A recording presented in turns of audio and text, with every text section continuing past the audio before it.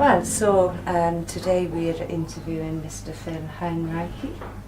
Am I correct in the pronunciation? Heinricy. We're talking about COPD and how you came about to have your double lung transplant and the lead up to it and how you are now and where you are at with it now.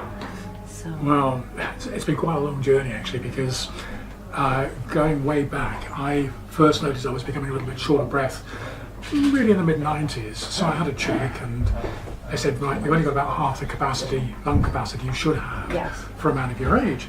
Right. Maybe there's a problem here. This could be a signal, COPD. Yes. It then became gradually worse until my doctor said, you've got it. I want to medically retire you. And I said, no chance, I'm having far too much fun and I'm still working. And he just said, look, when you feel you can't go on, drop in, let me know, I'll sign you off for good. End of. It became worse. I was down to about 25% of capacity and work was really out of the question by then.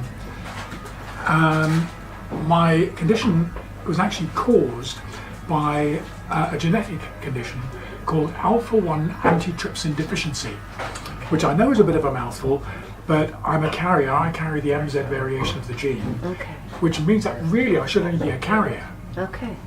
That said, my consultant mentioned that the medical profession still doesn't fully understand why some carriers go on to develop the condition in full, i.e. to develop emphysema, as I did.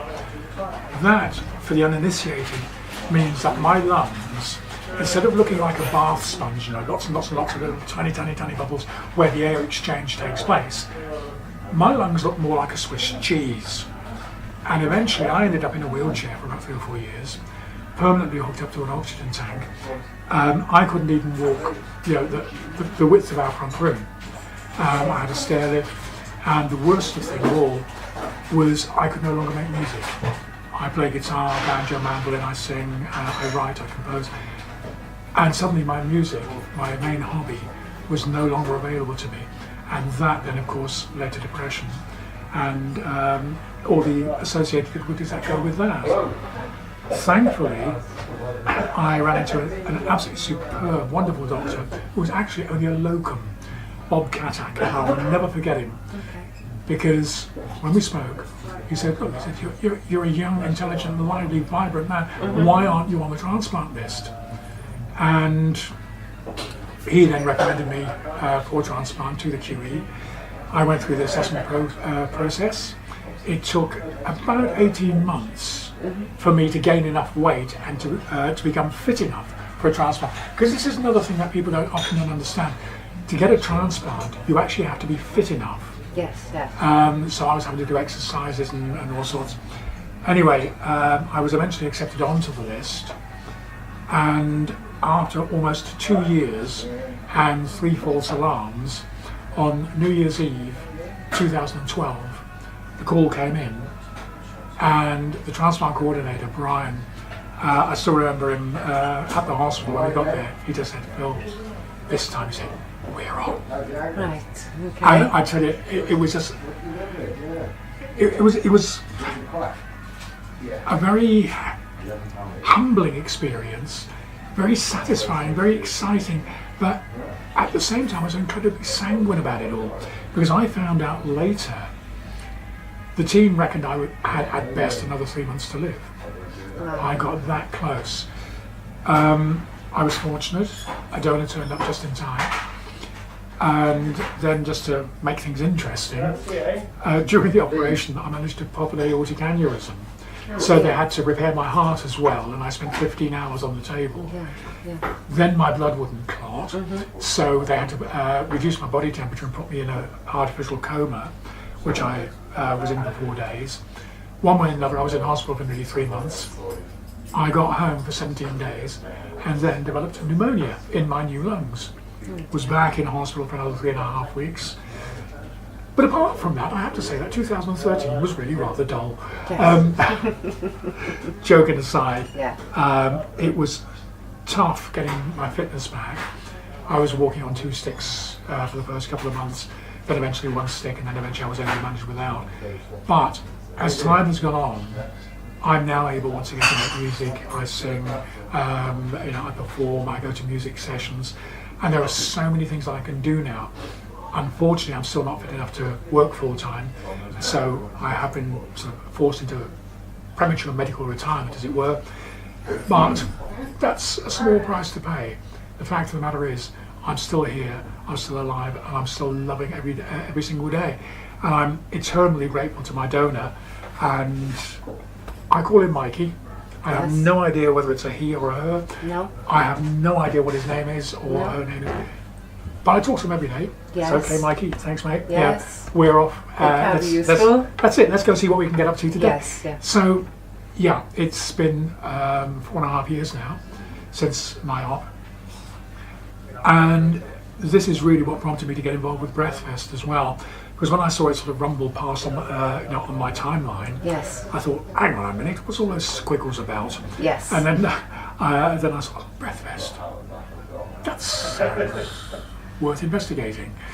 And well, obviously what's been happening over the last 12 months, and I feel very, very privileged that I've been asked to sort of open the proceedings as, I suppose something of a small scale poster boy. Well, I say small scale, I'm nearly 6'8". How can I be small scale? But you know what I mean. I'm very, very grateful for that opportunity, and I hope on the day to prove your decision right for actually inviting me to be part of it. Well, we couldn't exactly leave you out now with your personality, of course, as well. Ooh, flattery will get you everywhere. And what more a prominent figure to open the festival. It is for COPD after all, and farmers' lung, of course. But it's interesting you saying that, actually. Sorry to interrupt you. No. But this is one of the things that a lot of people don't realise. They think of COPD as one single disorder. It's not. And of course it's a series of highly complex disorders. Many of them result in the disorder we know as emphysema. Yes. But you have things like silicosis, the miner's lung, Yes. farmer's lung, which obviously is very prominent in your mind. Yes, definitely. There's things like pulmonary fibrosis, there's things like cystic fibrosis.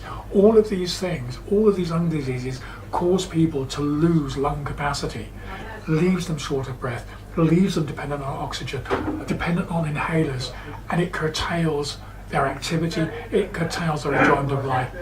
It costs lives. Yes, it does. And for that reason I would say, one, I hope that people are going to take this very seriously and support not only Breathfest, but support the Lung Foundation. Yes. And I hope too, because we are still in England, we don't have that soft opt-out. No. Organ donation is critical. Yes. Roughly 2 out of every 3 people on the organ donor list waiting for a transplant die before they get their transplant. Yes. 2 out of 3 people roughly in this country are not on the organ donor register. Do the maths. It's as simple as that. And when people say, look, I'm too old, or whatever, please let the doctors decide. Things change very, very quickly, and the organ that cannot be transplanted today, even next week, it might be possible. Yes. So please, I would say to everybody, please register, because in registering you don't just save 1 life, you potentially save 8. Yes. Because they can do single lung transplants and you have 2 lungs. Yes. They can do kidney transplants, heart, pancreas, small bowel, and then there's things like skin and bone. And the exciting thing there is people with conditions where bone transplants are required, the recipient's own cells start to take over and actually replace the donor bone. Correct. And it's just incredibly exciting stuff to think your greatest legacy could be, heaven forbid, nobody wants to think of themselves dying ahead of their time. No, certainly. Heaven forbid. But just imagine the legacy of saving possibly as many as 8 lives by organ donation. Yes, yes. What else can I say? Something worth dying for. Thank you. I couldn't have put that better myself, sorry. Yeah. If you could give anybody that's just been recently diagnosed with COPD, what's the best bit of advice you could actually give them? Stay fit. The most important thing of all, you must stay fit. Now this, I realise, sounds like a contradiction in terms. The temptation is to say, I get short of breath, I get panicky when I get short of breath, therefore I can't really do these things. Fact is, you must, absolutely must do these things. You've got to do the stand-ups, the press-ups against the wall, the leg raises, all that kind of thing, all those little exercises they give you in pulmonary rehab. It is vital that you stay as fit as you possibly can. In the words of my consultant, the redoubtable Dr. T, Dr. Thompson as we know him, up at the QE, he said, staying fit won't change your lung capacity, it won't change your lung function, but it will make a massive difference to what you can do with what you have. So if you're going to sit around and do nothing, that's exactly what you'll end up being able to do. If you stay as fit as you possibly can, then you will continue to have a meaningful life for as long as is reasonably possible. And if you do come up for transplant, you will be fit enough to have that transplant. You won't be in the position that I was in. And please don't make the mistake that I made, thinking, this is hard, this is tough, I can't do it. In the end, I had to make myself do it. And it's because I made myself do it that I was able to be fit enough to have a transplant. If you're not fit enough, no can do.